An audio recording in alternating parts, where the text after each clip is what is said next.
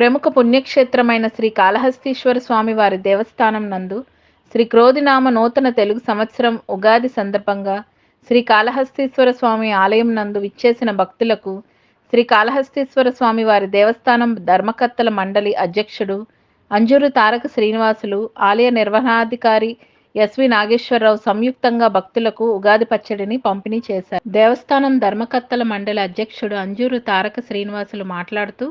తెలుగు నూతన సంవత్సర సందర్భంగా తెలుగు ప్రజలందరూ కూడా మరియు శ్రీ కాళహస్తి నియోజకవర్గ ప్రజలందరూ కూడా శ్రీ క్రోధినామ నూతన తెలుగు సంవత్సరంలో సుఖ సంతోషాలతో ఉండాలని తల్లి జ్ఞాన